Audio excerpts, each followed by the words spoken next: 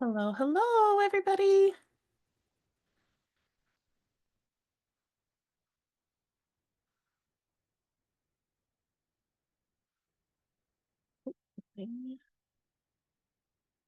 All right, gonna give everybody a couple of minutes to get in here, but we are here for our July 2025 Core KPI webinar on direct payroll percent to revenue.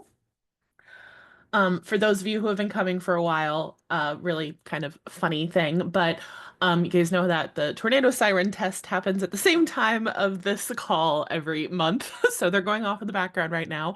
But like 2 weekends ago, we actually had, I'm in North Dakota. You might have heard that there was a tornado up here, just a little bit south of me, but there was tornado sirens going off a little bit, and they're much louder when there's actually a tornado. So that's good to know because they're pretty quiet during the test. And I was like, there's no way I'm going to hear that during a storm. So for anybody who's following along with that randomness, just wanted to share some funny little stuff there. Much louder when actually happening. So, but everything's good around here.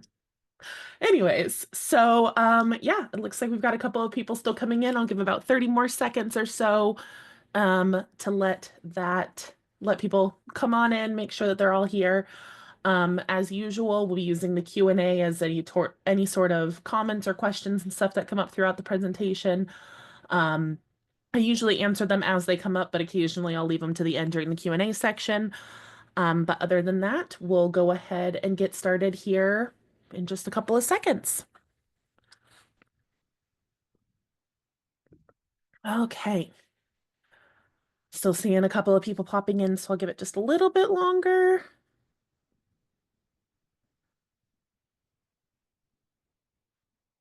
Okay, I think it's settling down there on the participant number. It's still going up, but should be all right. So this month we're talking about direct payroll percent to revenue, which is one of my favorite KPIs to talk about. Um, Kind of getting into these red numbers gets into a lot of the stuff that I teach a lot about around consistency. We see a lot of impacts of consistency on these numbers, so you're going to hear that a lot in the next 6 months. But this is our first red number. So red number meaning that we're working on driving this number down versus our green numbers, which are numbers that we're driving up. And we'll talk about that in a little bit as well. Normally, I would talk about any events that we have coming up right now, but we don't have a set event just yet. I do believe we are doing one in September that will hopefully be announced and be able to have signups here in the next week or so, but just not quite ready for registrations for that one just yet. But definitely keep an eye out. It is called the Strategy Summit. So keep an eye out on your emails if you're interested in that. We'll be definitely sending out more information in the next week or so. So on our agenda, we'll talk about what the core KPIs are, what our payroll percent to revenue is, and why it's important, some of the things that drive payroll to revenue, and then ways that we can improve payroll to revenue. As always, our core KPIs are the key performance indicators that measure the that measure how we're doing in our business. Um, Really, our big point for our core KPIs is knowing where we stand towards industry benchmarks so we can see which ones we're close to, which ones we're excelling at, and which ones we might need to work a little bit more on. Kind of the biggest thing about this is that knowing where you have the room for the most improvement is honestly priceless because you can keep doing the same thing that you're doing and seeing similar results. But if you don't know where the problem is and you're not sure where you need to work on, you're kind of just churning water or throwing things at the wall and seeing what sticks. This really helps you dial in where exactly you need to work on to see the improvements that you want to see in your business. We are halfway through the year. I can't believe it. It feels both terribly slow and terribly fast at the same time. But we finished all of our green numbers, bill per cleaning, quotes per week, close rate per week, cleanings per revenue per home, um, revenue per technician per day, and rate increase per year. Now we've got our red numbers for the second half of the year, direct payroll percent to revenue, customer attrition rate per month, skip cleanings per day, absentee rate per day, technician turnover per year, and operating expense per year. So the green numbers we're driving up. We want more of those things. Our red numbers are driving down. We want less of those things. I do have a question already. Can you talk about why measuring against industry standard is important? Honestly, the reason that we measure, kind of get those benchmarks of what is, what's the excellent point, what's the average point, what's the kind of under the low average point, just lets us know if we have room for improvement there or not. It gives us a comparison. If you can constantly compare to yourself, yes, but there's a cap at how good these numbers can get. Um, you have diminishing returns on improving these numbers. So let's say you're really, really great at sales. You kind of have a sales background, a marketing background, and you've put that into your business, or that's just what you really excel at is selling your business. So you might have really good quotes per week numbers or close rate per month, and if you keep working on those, you might see small improvements, but those small improvements aren't having as big of an impact on the bottom line because you're already at kind of the peak of what is potentially capable for that KPI. So, understanding the industry standard just gives you something to compare to and know whether it's worth putting more effort into that area of your business, or if you've already achieved kind of as good as you can get for the time being on that KPI. Most of these are pretty, stable in terms of what average is, what the top quartile is. We'll see slight shifts as things in the economy change, but they're never drastic. Definitely seeing, just bigger numbers overall, just because money is larger now. But that's the big point of kind of looking at those industry expectations, is just having something to compare to. Um, I highly recommend taking advantage of our toolbox, our tools on toolbox.maidcentral.com. This is for anybody. You do not have to be a MaidCentral user to use this. It is not connected to your MaidCentral account if you are a MaidCentral user. So, one thing to just note, because we use the same root domain, .maidcentral.com, any password savers that you might use, RoboForm or LastPass or anything like that, will recognize toolbox.maidcentral.com as the same login as your MaidCentral account. So just be sure that if you use a different password for your Toolbox account than you do for your MaidCentral account, that one of those you're probably just memorizing, and the other one you can use that autofiller for. Otherwise, it's going, every time that you save it, it's going to override the save for your actual MaidCentral account. So we see that happen sometimes where people are like, I'm locked out of my MaidCentral account now. I set it up for Toolbox. Now I can't get in there. It's usually just because your password saver saved it to the wrong, overrode your password for your actual account, but they are not connected. One day we would love to have them connected where you could actually pull your data from MaidCentral directly and have it populate the growth tools. The big one that we like to talk about is our growth comparison tool.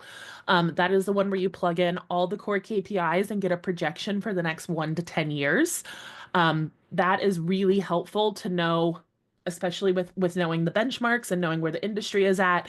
You can plug in your current numbers, and then knowing which ones that you have the most room for improvement, you can see what percentage of improvement you might be able to aim for, and then get an idea of how much that would actually impact the end of the year or the end of the end of 5 years. Um, and if it's the right move to make. Kind of gives a little bit of motivation. So what is our payroll percent to revenue? Well, it measures the percentage of total revenue that is spent on direct labor and is crucial for evaluating the financial health and efficiency of the business. Our average range is usually between about 38 and 46%. I have always been taught that the real healthy range is around 40% or lower. Definitely can get away with into the 45%, but you start to feel the squeeze of it just a little bit more, and how much it affects everything. Um, Deidre asked, is there ever a Zoom on how to use GFT? I'm guessing that's the growth forecasting tool. Um, I don't necessarily know if we have any zooms on that necessarily. There might be some videos on our YouTube. Um, you can always pop into like our support calls and get some guidance there. We do have tons of tool tips in the forecasting tool. Every single one of the KPI inputs has a little question mark next to it that pulls up what it is, what's important, how it's calculated. Um, so you can kind of dig into that a little bit as well. If you're already using MaidCentral, we have the core KPI report where you can just pull those calculations out or not automatically, but copy and paste them from the core KPI report to the growth forecasting tool. Um, my biggest recommendation, honestly, is this is mostly for MaidCentral users, but it's open to everybody else as well, is our MaidCentral Live Academy live events. We actually do a really big in-depth deep dive on the growth forecasting tool on our final day, and actually use that to create our action plan of what people will be doing when they go home. Um, so I can actually look to see if we could get something else out there around Toolbox. Um, but for right now, all of the education that we have on it is within the toolbox itself. Marco, that's a great question. Marco asked, does direct labor costs include payroll taxes and benefits? We are looking at your direct payroll costs, not the indirect or total, with this calculation because that's what we have access to in MaidCentral. There's typically two payroll numbers that you should be looking at, your direct payroll to revenue and then the indirect. Your indirect includes payroll taxes and benefits, um, as well that get weighed into that payroll cost. But we are purely looking at direct payroll to revenue, the production-based payroll is what we're looking at here with this particular KPI. As always, we always think about our three stakeholders, our company, our customers, and our technicians. Any decision that we make in our business needs to be a positive impact on all three of our stakeholders. So essentially a win-win-win situation. If any one of these stakeholders ends up losing because of that change in the business operation, it will trickle down to the other two stakeholders and you end up having a lose-lose-lose situation. One of these stakeholders losing means that all stakeholders are losing. So we're really talking about achieving operational excellence and a productive use of our capital, both technicians and customer side.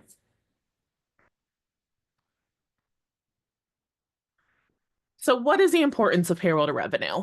Well, there's a couple of different things here. First one is cost control.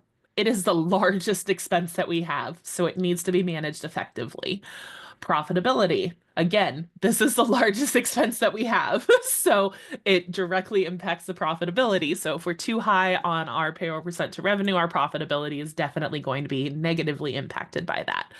Operational efficiency, payroll percent to revenue, or I call it PPR often. So if I switch back and forth between that, that's what I mean. Payroll percent to revenue and PPR, same thing. But PPR identifies inefficiencies so they can be addressed. It's a good indicator when something is wrong. This was one of my top KPIs that I would look at when I was managing a cleaning service. It was a very quick indicator if something was wrong. And a lot of times things like that, things that might impact this would be training. So we'll actually talk about that a little bit later. A lot of times when we saw our PPR spike, it was also when we were having a training spike. But there could be other times if it wasn't connected with training, there was a problem every single time. Budgeting and forecasting ensures an accurate financial planning. So you get an idea of where you might be in 6 months, in 12 months, and 18 months. And then benchmarking, compare with industry standards, which we'll be looking at as well. And then sustainability. When this gets out of whack, it affects the business so quickly and the business security so quickly. So it helps balance your growth and financial health by keeping this number sustainable. Um, I got a question of, are there benchmarks as to what percentage payroll should be to revenue? Yes, that was on this slide here. So our average range or kind of that acceptable range is between 38% and 46%. If we're getting too low on that, honestly, that's not a terrible thing, but it could mean, maybe we're not paying enough or we're charging more than we need to. Could be a luxury company, definitely possible. I've seen very great companies working in like that 35, 36% range, typically paying fee split. Um, they are very healthy companies, that is for sure. But this would be the range that you would want to keep that payroll percent to revenue at. So about 38 to 46%. All right. So a big part of this are our three profit drivers: cost, volume of sales, and price. Essentially, our profit comes down to our price times our sales minus our costs. So we're really looking at with our payroll percent to revenue, that's the biggest chunk of our costs that we can look at. Um, Robin, sorry, yes, it is the percent before taxes. We are looking at direct payroll percent to revenue, not indirect. So we are looking at production-based payroll, not indirect-based payroll. Definitely still want to pay attention to that indirect and keep an eye on that and making sure it's staying in line. That should add about 10% to your numbers. So you should be between about 48 and 56% with total indirect payroll completely looked at. But for our growth forecasting tool, we are using the indirect payroll to make those projections. So yeah, so our profit is our price times our sales minus our costs, and our largest cost is our payroll. So this is a direct impact to the profit line. With all of this, the idea is not to reduce your employees' paychecks, but to increase the revenue they produce per hour. That is productivity, mainly productivity focused, but also your price focused as well. So you cannot be profitable without controlling your payroll percent to revenue in some way. All right, so we've got a fun little diagram here. Just pulling in, we've got houses, they're paying money, that's creating revenue. Half of that is being taken to our technicians. The other, another portion of it goes to our expenses. Once the expenses are paid, then what's left essentially goes into the profit line. So we're constantly looking at, how to keep the numbers big enough that we can pay our technicians, pay our expenses, and have a profit at the end of the day, essentially. Little changes can make really big impacts. Um, so looking at this example here, let's say we have $100,000 of revenue. Our cost of goods sold, or our COGS, our direct payroll, is about $40,000 for that time period. That's 40% of the $100,000. That's a proxy for our payroll percent to revenue. That leaves us a gross profit of $60,000. We then subtract our operating costs from that. That gives us a net profit of $15,000 or 15%. Now, let's say revenue changes or our COGS change, and we can adjust these numbers or get these numbers to interact differently up and down, increasing the gross profit number, which also would direct line to the profit number because our operating costs wouldn't change because we're paying or pricing differently. Our operating costs will stay the same, which means that our net profit is directly impacted by this. Lots of questions today. I love it. Terrence asked, does this include cleaners only, or does it include office staff like CSR and field managers? We are typically looking at cleaners only for these calculations. We Your indirect labor and overhead costs definitely still needs to be tracked. With your indirect, you really want to think about like your office staff. The healthy number I always like to have in the back of my head is around 10%, 11%. So you could track that separately. But for our forecasts, we are just focusing on production. So just our field technicians. Thanks, Kat. I worked hard on that graphic. Took a long time to animate that, buddy. But it is a really good illustration of just where the money goes, right? And it goes to the technicians first, and then it goes to the expenses, and then what's left is our profit. This is another way of looking at that. For those of us that are maybe more familiar with a spreadsheet view, we have our revenue, we take away our cost of goods sold, we get our gross profit, we take away our expenses, we get our net profit. So how do we improve our payroll percent to revenue? There's a couple of different pieces of this. The first one is the biggest one, control labor costs. This can be done by using a pay for performance model, which we'll talk about, or improving productivity. You can adjust your pricing, increasing price. That brings us back to our three profit levers: price, cost, and sales. So adjusting that pricing can help increase the price, which makes our payroll percent lower to the total revenue. Then we can also leverage technology to get a better idea of what things are looking like. We can also optimize scheduling and routes. This is a big part of improving our productivity. And then we can expand our services that may have potentially higher margins to help balance things out, where we might be getting lower margins on regular cleaning services, but higher margins on post-construction to make up the difference. So there's 4 different types of pay plans for cleaning professionals generally. These are also the 4 that are offered through MaidCentral. The first one is hourly. We're paying our cleaning professionals 1 hourly rate for the entire day from clock in to clock out. This is your typical pay style for any other job that our technicians would probably have with their skill levels. So this is a really common method of paying for newer cleaning companies, just because it's more approachable.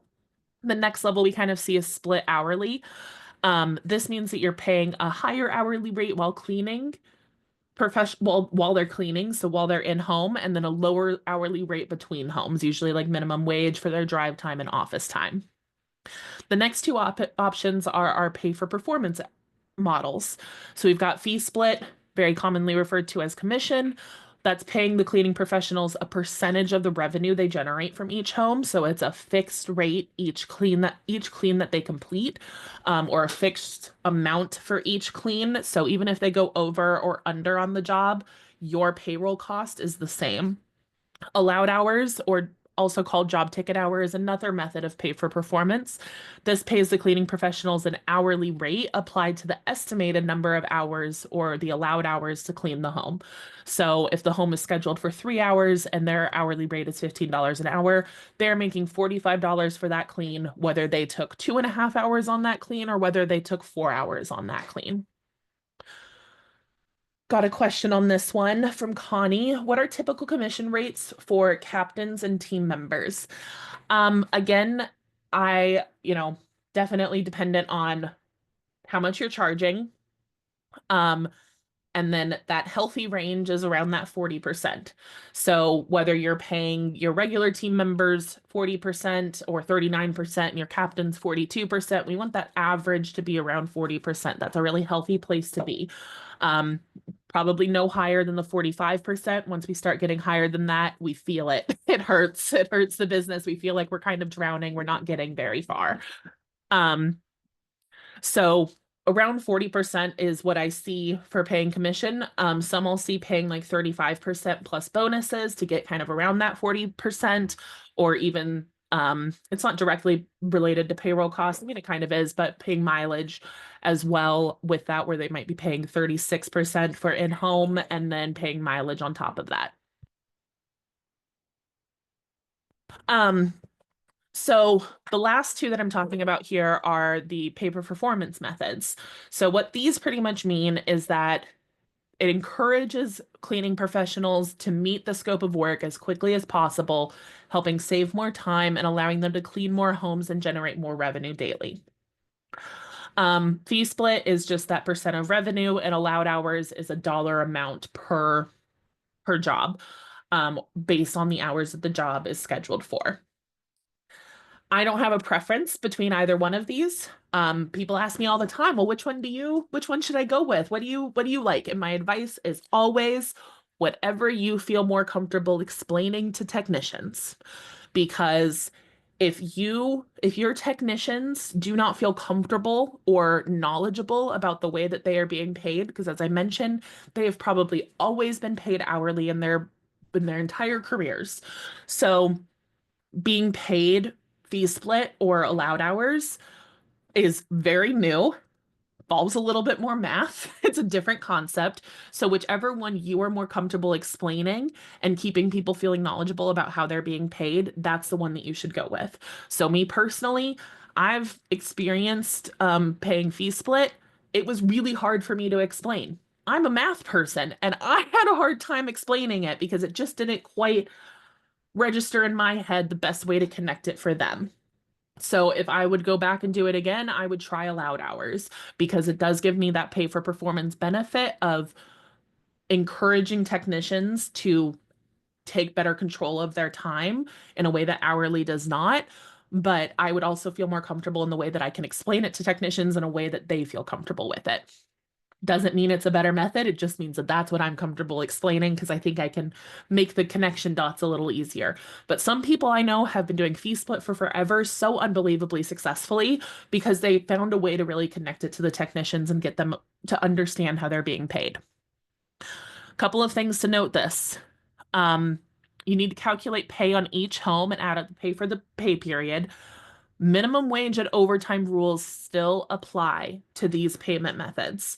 So if they work over 40 hours, total clock time, not just in job time, they are um they are supposed to get overtime for their above 40 hours. That is a very common misconception I hear often from pay for performance is that they're not, what is the word I'm looking for? They're not required, still not quite it. I think it starts with an R, but that's not quite the word I'm looking for. But they're not required to follow overtime because their in-home time is less than overtime, but their total time was over the 40 hours. That is not true. There are very tiny exceptions to this. So always be sure to talk with an employment lawyer, just to be positive that you're following the laws around minimum wage and overtime for these types of pay. Um, if you're unsure of how to get started with this, or I actually had that question already of how much percentage we would recommend for captains or team members, well, you can actually use toolbox.maidcentral.com to find that. We have a pay for performance calculators, one for allowed hours and one for fee split. You essentially put in a couple of inputs, the inputs that are necessary to help calculate that, and it tells you how much you should pay to achieve the hourly rate that you want your technicians to earn. So yeah, that is a really cool tool if you're curious, if you want to know what things really impact it, that would be the way to go. Rachel asked, would you include mileage reimbursements and direct payroll costs? No, I did mention that and I kicked myself under the table as soon as I said it because no, mileage is not included in direct payroll costs. It is not, should it be calculated as part of total payroll? It's not taxable. It's not one of those ones that we would want to take into account for that. Danny, oh, hey, Danny, good to see you. Hope things are going well. Training aside, are there pay incentives for quality that can be built into pay for performance? Hitting allowed times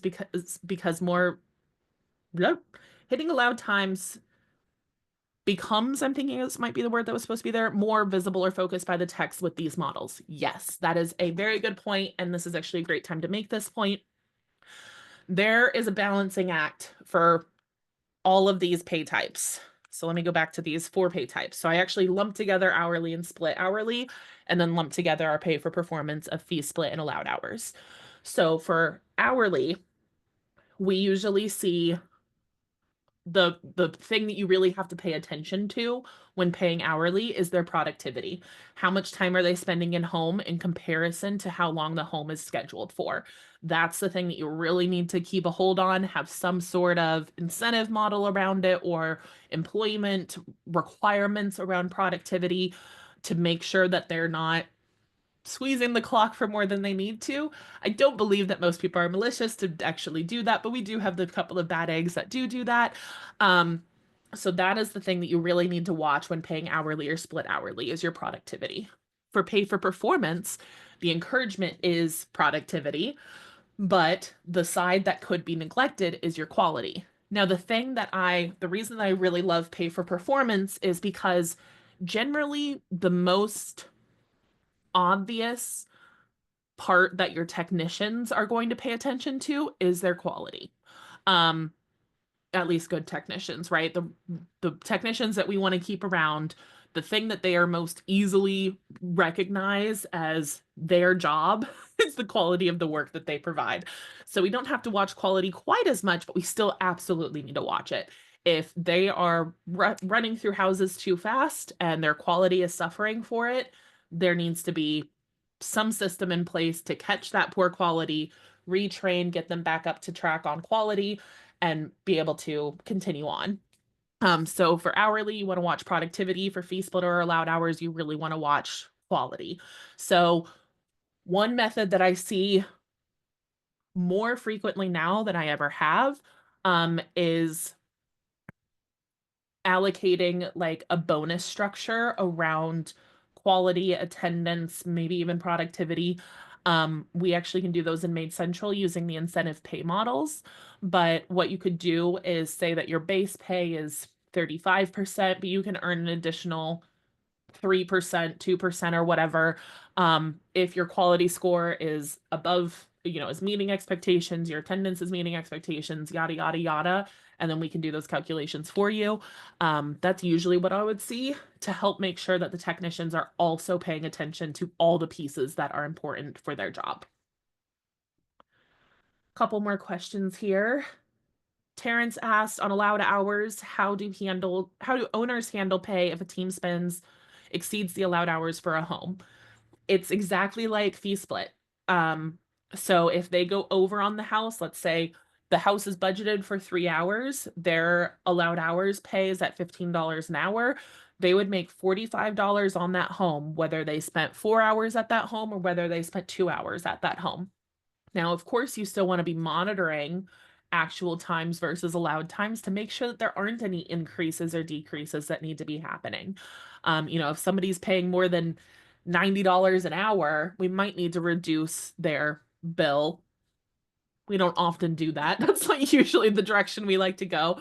But if it's really extreme, there might be an adjustment that needs to happen. But especially if we're going over on time consistently and it's not just a bad day, a bad clean, or a one-off event, but is consistently happening, habitually happening, then yes, we would want to go in and make an adjustment on that job for the future, doing a price increase for them.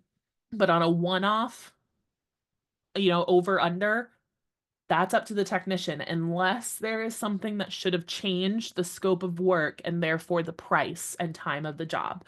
Let's say they added a bathroom, they added the basement, they asked them to deep clean the fridge, something like that, that would change the scope of work and therefore change the price and time of job. That would be the only adjustment that I would be making at the moment of doing that job. All right, lots of good questions. Okay. So, pay for performance is a big piece of improving productivity because it puts that in the cleaners' minds as a priority. But there's a couple of different ways that we can increase employee productivity beyond pay for performance, something that hourly can do, but also can be done for fee split or allowed hours. First one is training programs, ways to improve skills and efficiency, not just their initial training period, but ways to continue build on their training and their education for the work that they're providing. Incentive programs, this is similar and related to pay for performance, but motivating your technicians with performance-based incentives. This is where the incentive pay models with MaidCentral comes in.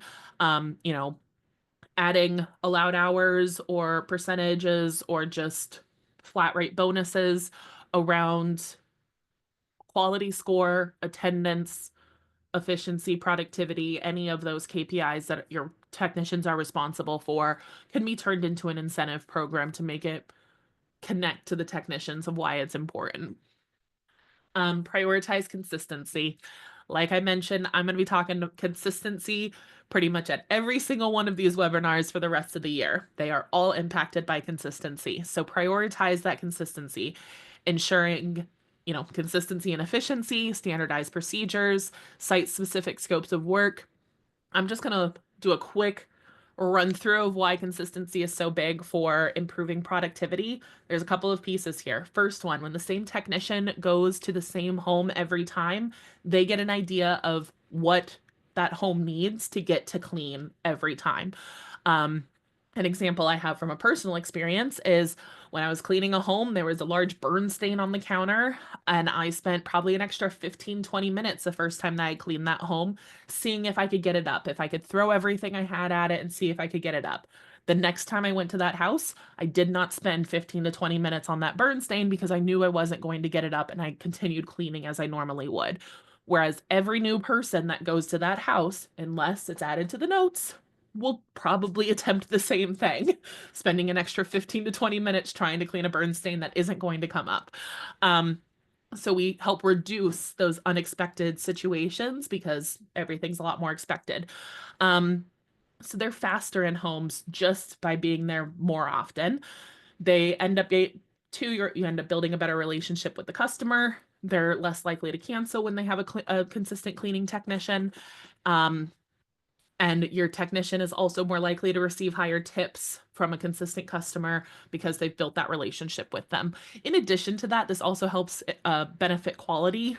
If you really build a good relationship with a client and they miss, something small once, they're probably still going to give a really good quality score because they like that technician. They might still give them a tip of like, hey, this was missed, but everything else looked great. Thank you so much. It helps mitigate those small problems that are inevitable to arise because we're not perfect and we're all still humans cleaning. It helps mitigate those situations a little bit better because you have a consistent relationship to rely on. And then finally, performance reviews. Keep technicians on top of their skills and address concerns quickly. Have a set of expectations and make it a standard that they are going to receive feedback on those expectations. So there's 4 major KPIs that the technicians are responsible for. These aren't part of the core KPIs. I just call these kind of like the technician core KPIs, I guess. But that's quality score, attendance, productivity, and efficiency. Have expectations for each one of those. That if somebody falls below that expectation, they, 1, are aware of it, and 2, they are prepared to be educated into a better path. Hey, Roxanne. We use pay for performance. We have a square foot per hour we use while quoting and have a pretty good handle of how long each home should take. As long as your trainers are training by the specific square feet per hour, then each employee should be cleaning at that rate. If they go over on time consistently, we will up the client's price. Also, on deep cleans, they do get tricky with job ticket hours. So as soon as we figure out this job needs more hours, we immediately call the client. Exactly. There's always going to need to be a little bit of adjustment happening. As houses kind of change, adjust, cleaners adjust, policies adjust, procedures adjust, just always staying on top of what the acceptable expectations are and if those are being met. And then what the process is after that to help either meet those expectations or get them out, essentially, up or out. The 4 technician KPIs are quality score, attendance, productivity, and efficiency. Those are the 4 KPIs that they have direct control of. At least, 99% of the time. We've all had that one customer with completely out of the realm of possibility expectations for the cleaning technicians that no matter what we would have done, we would have been able to make them happy. We've all had that one customer at least, but for the most part, people have reasonable expectations.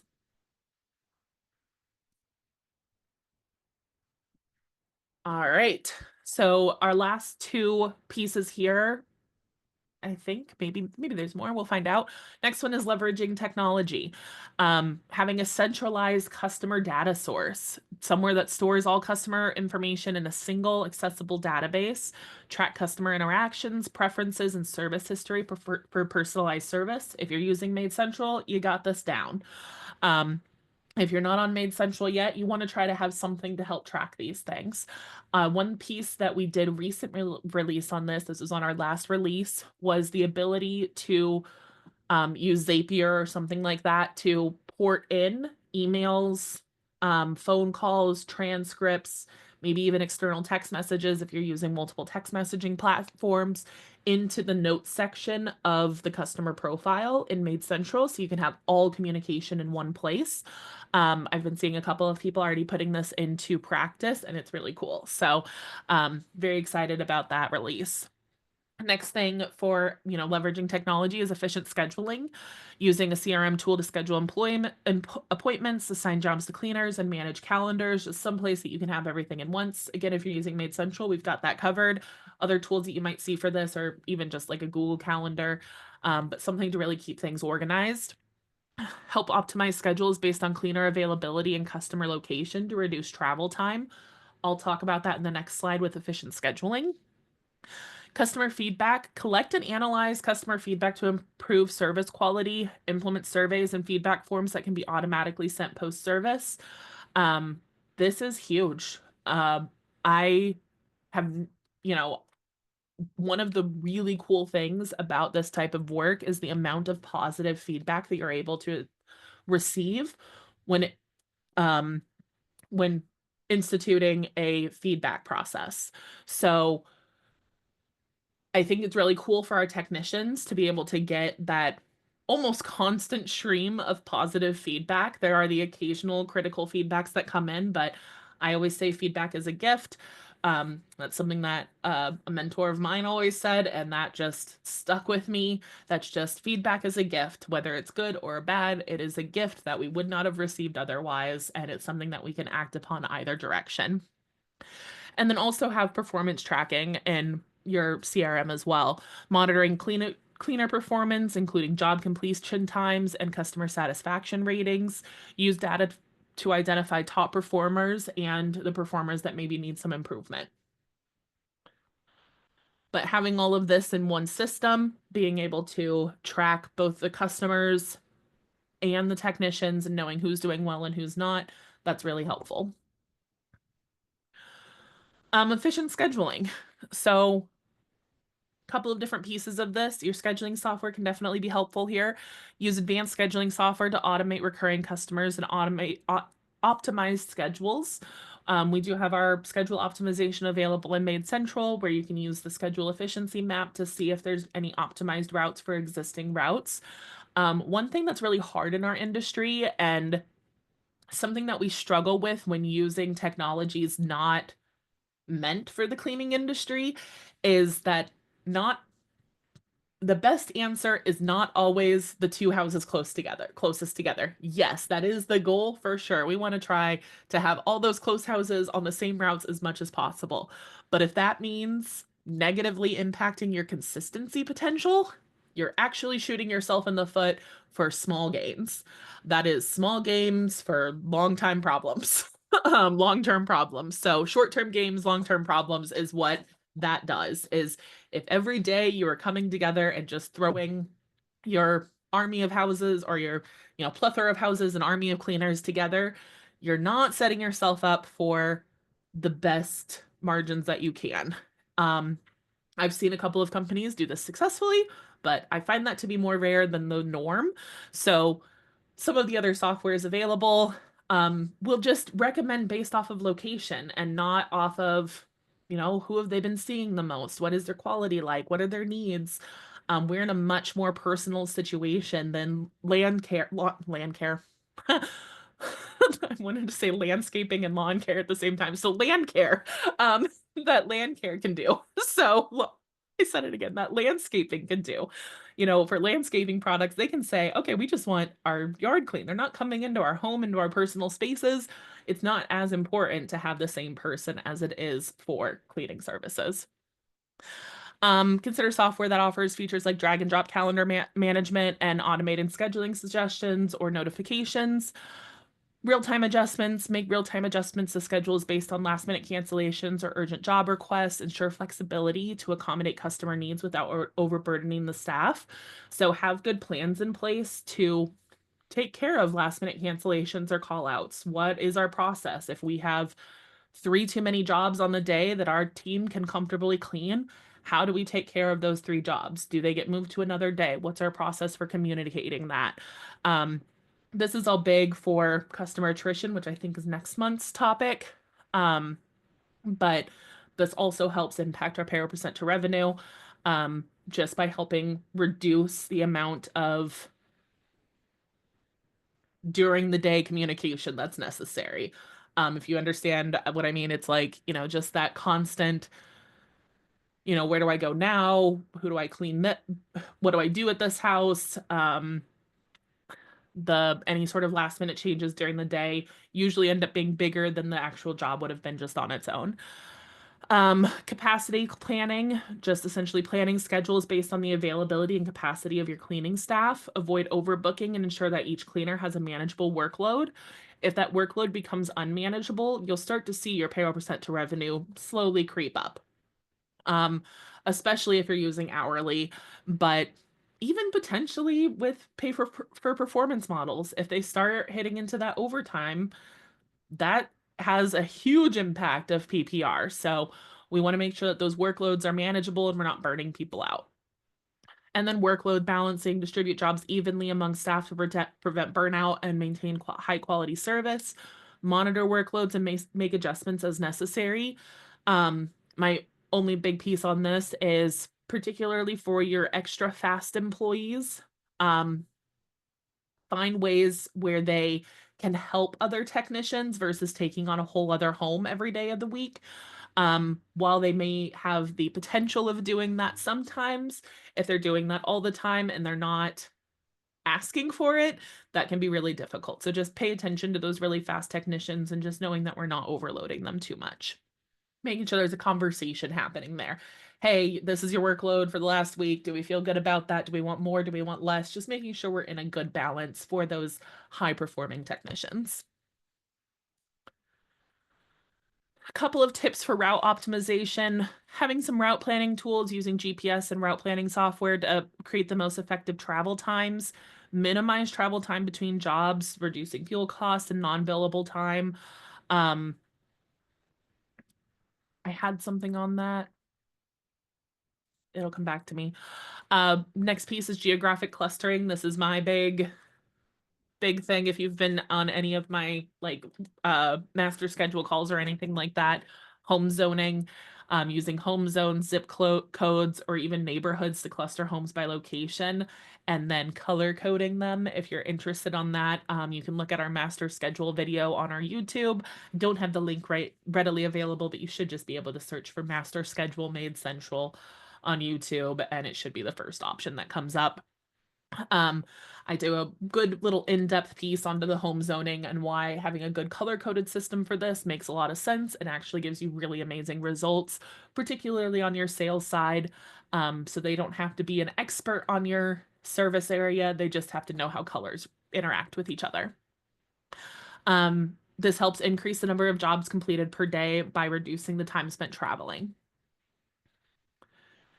And then kind of the final way to improve your payroll percent to revenue is going to be to expand services. So this one isn't necessarily for everybody, but it can be helpful if you have the team for it and the ability to make it happen. Sorry if you can hear my dog barking in the background. Sometimes these could be things like deep cleaning, specialized cleaning, organizational services, green cleaning, having that as an add-on option. A lot of us have that as just a staple of our business. Having different certifications for technicians or for the company as a whole. Seasonal services, event services, pet-friendly services, and post-construction are all different options that I've seen people add to their service set that can have a potentially higher profit margin than general cleaning services can. So even just supplementing with these to help balance out your payroll percent to revenue as needed can be really helpful.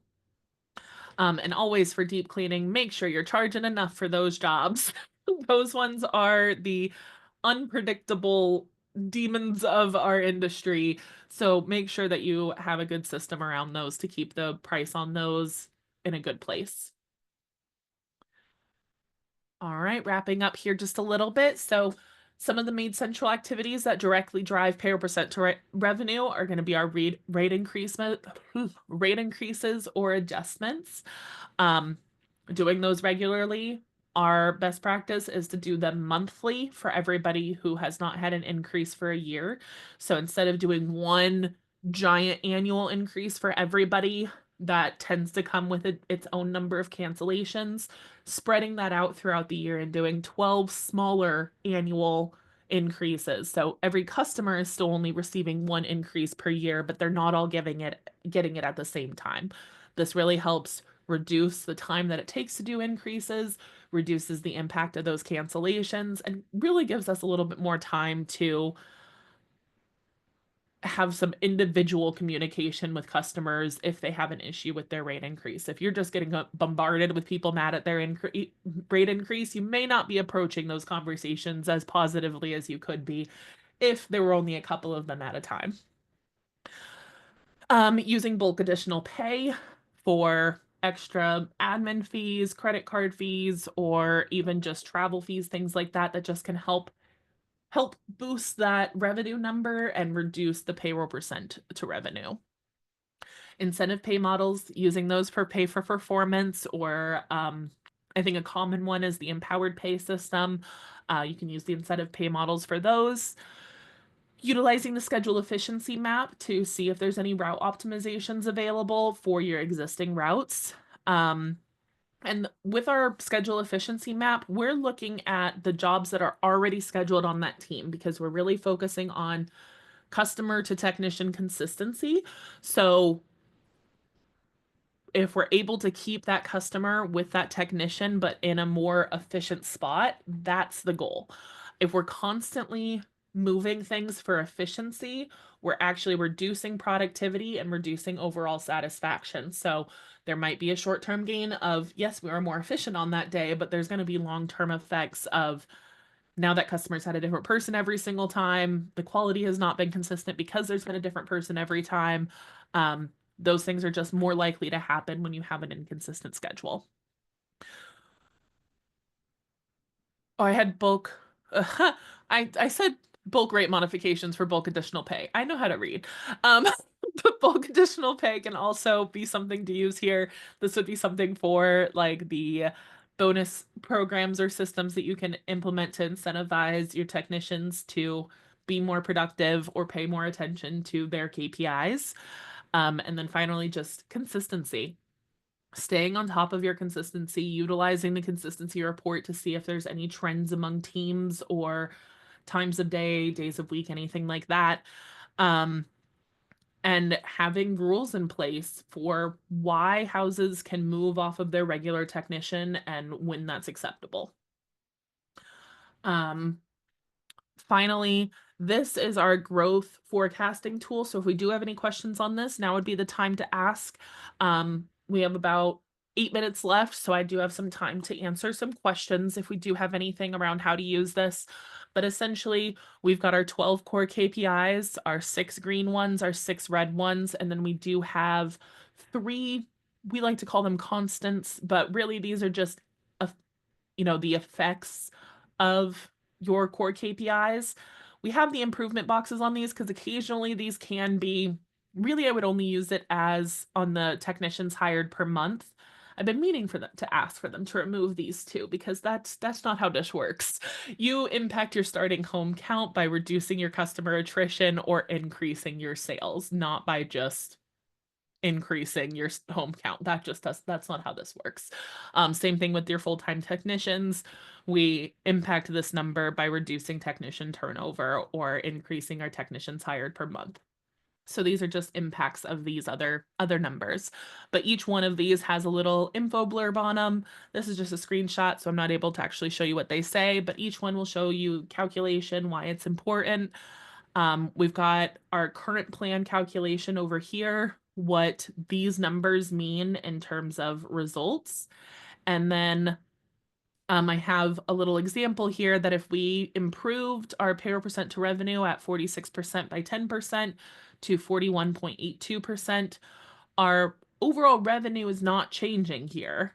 We're not changing prices. While that is a way to improve payroll percent to revenue, I'm not doing that as part of the plan. I'm just saying if we are reducing our payroll percent to revenue, how does that affect the bottom line? So our revenue doesn't change, but if you notice, the net profit goes from 7% to 12%. So that is an additional 5%, not multiple of 5%, but added 5%. So almost it's like an 80% improvement, I think, if I'm doing my math right. Um, so that's huge. Off of a 10% reduction of payroll percent to revenue, we have an 80% improvement on our net profit percentage. So little changes can have big impacts, and that is an example of this. So we don't have a change on our revenue side, but we do see that, a decent change on just the profit side by making that improvement. But you can play with this, and this is a really cool thing to play with. And I always recommend picking only three KPIs at a time. Do not go through and plug in an improvement percentage for every single KPI. Don't do that. We cannot focus on that much at a time, and it will not have the results that we want to see because we're just not able to actually make good movement when we're doing something on everything. So pick three KPIs, your three lowest KPIs or worst KPIs, and find an acceptable improvement percentage that you feel would be obtainable for the time frame that you're looking at. I like to do this quarterly. Come in here once a quarter, plug in our numbers, see where we're at. You can find our past core KPI webinars for kind of those industry benchmarks to see which ones you may be could improve the most on, and then add an improvement percentage to those three KPIs, and then focus on those three KPIs for a quarter and see where you're at the end of that quarter. Then you can do a whole new three KPIs, or you can do the same three KPIs that you did. But that is my recommendation. Don't overload yourself with this. 3 is solid. It gives a good impact on your results while not overloading with you with the tasks that need to be done to make those improvements. All right, so that is really all that I have today. Any other questions? You guys had some really good ones today.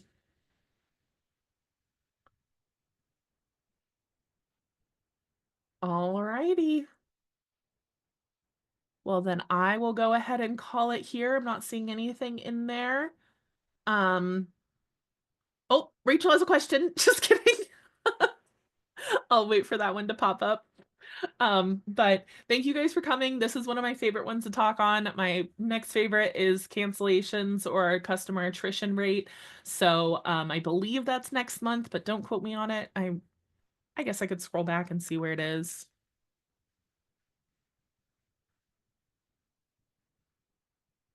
There we go.